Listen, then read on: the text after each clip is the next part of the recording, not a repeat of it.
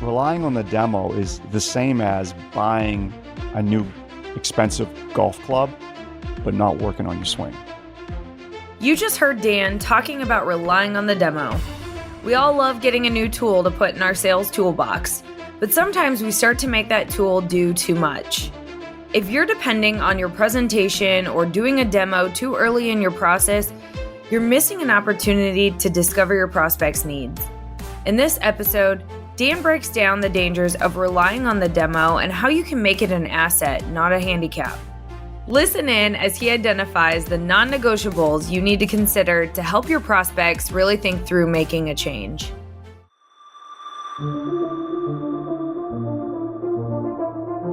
I'm Kylie Schmitz.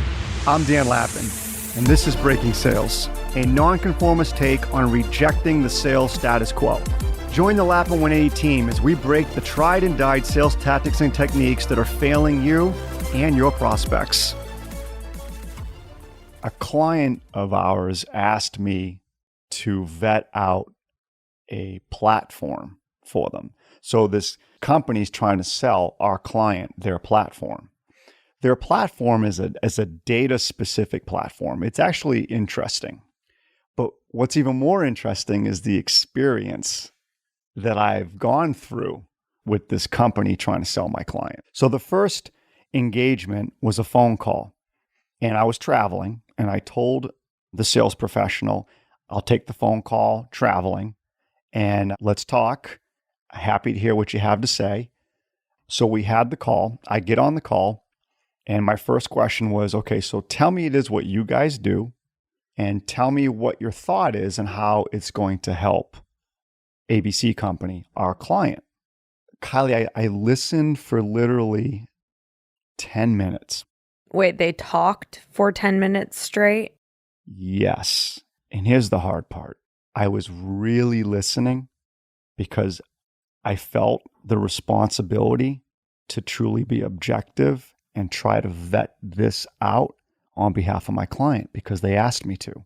Yeah, you really were third party neutral in this scenario. Absolutely. The sales professional spoke for 10 minutes using all kinds of acronyms that I did not understand, buzzwords that I did not understand because I am not in their space, and I literally just couldn't follow along. Got to the point where they finally said, after I kept asking more and more questions, well, I usually do this first call by demo. So we have a demo that we use via Zoom. So I would have preferred to have the call via Zoom so I could give you a demo. What do you think that told me right away about this sales professional? I mean, gut feeling is this is just another transaction to them where if you're going through a demo without doing any learning about what the person's looking for, how are you going to customize that demo to the person or to the organization that you're selling to? Here's the thing about demos. They should not be what you're relying on. So if your company releases a new platform or some kind of new process, or you sell a product in particular, something tangible, don't let the demonstration or the presentation become your hiding spot. And that's what this was. This person didn't ask me a single question. Yeah, it almost sounds like when you go straight to a demo that you are bypassing conversation and relying specifically on the technology to do the work for you. You're spot on, Kylie. And I can't emphasize this enough for our audience. When you rely strictly on a demo, it's a hiding spot. And it's a hiding spot because you don't have to take conversational risks and ask tough questions. You can go to your comfort zone, which is your performance. Did you perform appropriately on the demo? It's a complete performance. It's scripted. There's no true risk thinking or any kind of diversification in the conversation. When you give the demo, you stay in control. Here's the downside. You don't learn anything. Okay? You make a lot of assumptions. And then the biggest downside is you really don't help that prospect think and debate about whatever it is that you're selling and how and if it could truly help their business. You're not allowing that prospect to gather or change or develop a new perspective on their business. So like in this case, here's the linchpin on this one. I know my client has a lot of strategic things that they're thinking through. They have a list of a multitude of different investment areas to help them achieve their next 3 to 5 year goals. This salesperson doesn't know any of that because they have not asked my client anything about that, nor me. So this salesperson has no idea what the strategic directions are or initiatives of the person or the company they're trying to sell. And they don't know any of the investments, resources, or decisions that my client is struggling with or considering to make those initiatives happen. And then they don't know that their actual platform may or could play a role in that, but they don't know it because they've asked nothing at all. And so when I think about sales professionals now, you get this new shiny object, you get this new platform, new device, new process, new way to integrate systems, whatever exists out there. And then you get so excited, and your marketing staff gets so excited about, here's our value proposition, here's what we got to say, here's how we say it, here's the presentation, here's the 54-slide deck we want you to use when you go visit these prospects. But there's no questioning and learning. And so now this sales professional is chasing. My client's exact words were and are, it's a very intriguing concept, and it's an intriguing way to use data. I just don't know where it fits. Oh, it's like the kiss of death, isn't it? I'm sure everybody can hear my passion about this because it's like, oh my. And so I wanted to share that with our audience as a reminder that a demo should not be your lead. The presentation should not be what you lead with. When you lead with the presentation and the demo, you become the lead character in your own story. Your demo or your presentation should, at a minimum, support what you've learned. But more appropriately, the demo or the presentation should weave and continue to cultivate the conversation in support of the prospect's vision, the prospect's future state, what they're telling you that's important to them. The demo should play a supportive role, not a lead role. Questions and learning will help you make that prospect the lead character. As a sales professional, you should never be the lead character in the story. You have to learn to make the prospect the lead character in the story. I think one thing that salespeople struggle to do is to empathize with the leadership team of an organization. So if you think about a CEO, for example, they have the entire picture of the organization that they are keeping in mind and guiding through every decision and getting one step closer to the vision and the goals, right? One initiative within the organization, within a specific department, has to align with all of the other moving pieces up at the top that the CEO is looking at. So if you want buy-in from an organization, whatever you're bringing to them has to align with everything else that's part of the bigger picture. Kiley, there's two things that we've always taught, and I'm still surprised to this very day how so few sales professionals do these two things. Number one, always ask and take the time to listen and learn. What are the top 2 or 3 initiatives of the organization? Now, there's 100 ways to ask the question, if not more, but the key is engage your prospect with learning those 2, 3, or maybe 4 initiatives that are paramount to that organization. But here's number 2, immediate. As a sales professional, you also need to take the time to learn what are the key investments that your prospect is considering to make those initiatives happen, or what are the main resources that they're are contemplating and the potential to allocate to make those initiatives occur. Find out not just the initiatives, but what's being considered to contribute or achieve those initiatives. Those are two key fundamentals. If you want to be strategic, those are non-negotiables in your conversation. And to your point, it's so few, surprisingly, take the time to ask those types of questions or have that conversation. Imagine you have a 1,000-piece puzzle on this big table, all right?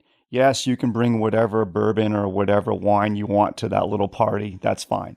But you have a 1,000-piece puzzle and you don't have a box that shows what the end result should look like when the pieces all come together. And you're tasked with putting that puzzle together. Think how long that's going to take you to put those pieces together without a view of the finished product. And then now, as a sales professional, you're going into these meetings not asking questions, not emphasizing any kind of learning. You're emphasizing you, your smarts, your knowledge, your expertise, and how you share it in a demo or in a presentation. What you're really doing is you're trying to put pieces together of a puzzle without any view of what it should look like at the end.